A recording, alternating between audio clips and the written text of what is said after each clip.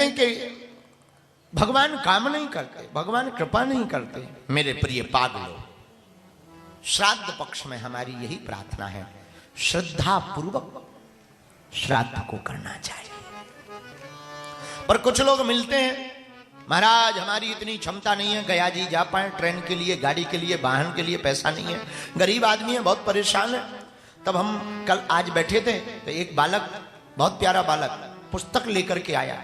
एक पुस्तक दी उसने, अनंत कर्म श्राद्ध प्रकाश, गीता प्रेस की। उसको हम ऐसे ही पलटा रहे थे धोखे से। हम पढ़े लिखे तो कम है ही हैं, अपनी पढ़ाई लिखाई तो बहुत ऊंचे लेवल की है। तो हम उसको पलटा रहे थे, और जैसे ही पलटा रहे थे तो पलटाते पलटाते हमने पाया कि मान लीजिए कोई बहुत दीनहीन है, बहुत गरीब है, तो वो कैसे श्राद्ध करे। तब इसमें उन्होंने वर्णन किया, बहुत अच्छा। बोले देखो भाई, किसी के पास धन नहीं है और वो श्राद्ध नहीं कर सकता, गयाजी नहीं जा सकता, तो कोई दिक्कत नहीं। गीता प्रेस की ये पुस्तक कहती है उस व्यक्ति को अपने घर पर बैठकर इन 16 दिनों में कुछ ना मिले, घास मिल जाए, घास को गाय को भोजन करा करके श्राद्ध करना चाहिए। इससे सस्ता श्राद्ध। और क्षमता हो ब्राह्मण को बुलाकर भोजन कराना चाहिए, और क्षमता हो अपने पितरों के निमित्त पकवान, खीर, मेवा, मिष्ठान बना करके श्राद्ध करना चाहिए। श्राद्ध का मतलब श्रद्धा से अर्पण करना चाहिए। आओ पाओ, ब्राह्मण को बुलाएं तो भोजन कराएं तो घर के बाहर तक छोड़ना चाहिए। लेकिन ब्राह्मण में भी सावधान रखें, मांस मदिरा आदि ग्रहण करने वाले ब्राह्मण को मत बुलाएं।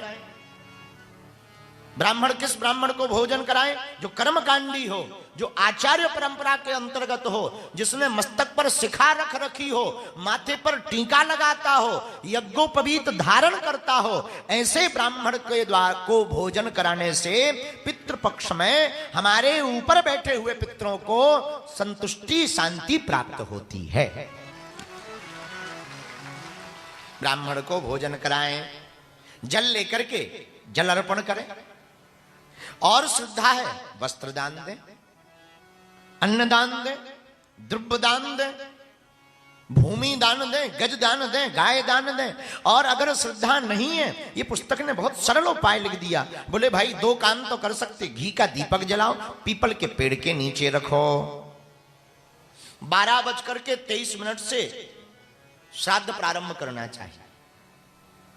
शुभ मुहूर्त बताया, एक जगह 12:16 का दोपहर का, और शाम के बाद श्राद्ध नहीं करना चाहिए, तर्पण नहीं करना चाहिए।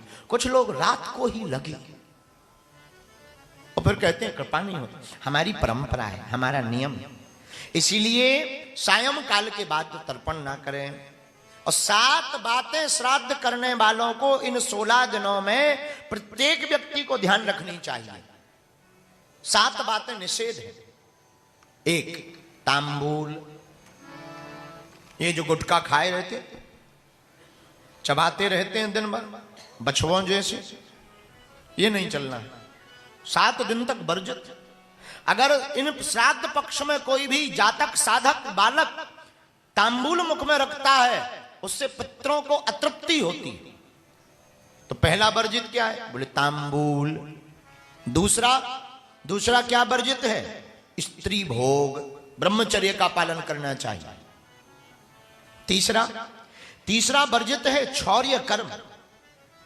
अगर आप तर्पण पिंडदान नहीं कर रहे हैं, तर्पण पिंडदान करेंगे तो पद्धति के नियम में आपका मुंडन संस्कार होगा। लेकिन अगर आप तर्पण नहीं कर रहे तो प्रत्येक व्यक्ति को 16 दिनों तक क्षौर्य कर्म वर्जित रखना चाहिए। क्षौर्य कर्म। चौथा मांस मदिरा, गंदा भोजन, गंदा पीना। इस पितृपक्ष में जो भी व्यक्ति खाता है उसका भाग, उसकी घ्राण मतलब सुगंधी पितरों को जाती है, और उससे पितृ विचलित होते, असंतुष्ट होते, नाराज होते हैं। इसलिए मांस मदिरा का भी भक्षण नहीं करना चाहिए। 5वां, तर्पण और पितरों को प्रणाम और पितरों की स्तुति, शांति पाठ दिन में ही करनी चाहिए। शाम के नहीं, रात को नहीं। छठवां नियम क्या है? केले के पत्ते पर पिंडदान नहीं करना चाहिए, वर्जित। केले के पत्ते पर नहीं करना चाहिए और प्रयत्न भर केले के पत्ते को इन 16 दिनों में प्रयोग नहीं करना चाहिए, ये वर्जित है। और सातवां है तेल मर्दन वर्जित। अगर कोई भी व्यक्ति अपने पूर्वजों के निमित्त अनुष्ठान कर रहा है, श्राद्ध कर रहा है, तर्पण कर रहा है, तो शरीर में तेल मर्दन नहीं करना चाहिए।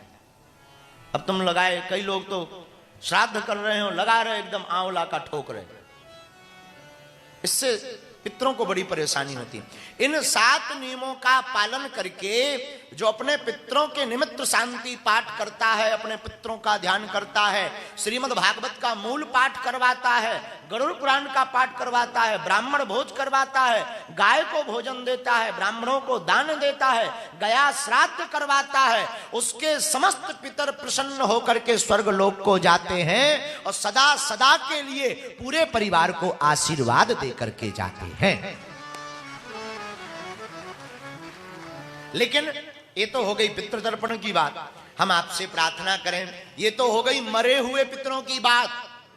कुछ जीते भी घर पर बैठे हैं, उनको प्रणाम करो। पर जियत पिता को दीन न नीर, मृतक पिता को हलवा खीर है? जब तक बाप जिंदा है पानी को नहीं पूछते, मर जाए बाप, हाँ देखो हलवा खीर मकानों पर रखते हैं। बाप कौवा बनकर आएगा, फिर खाएगा ठटरी के बरे। लगन तुमसे लगा बैठे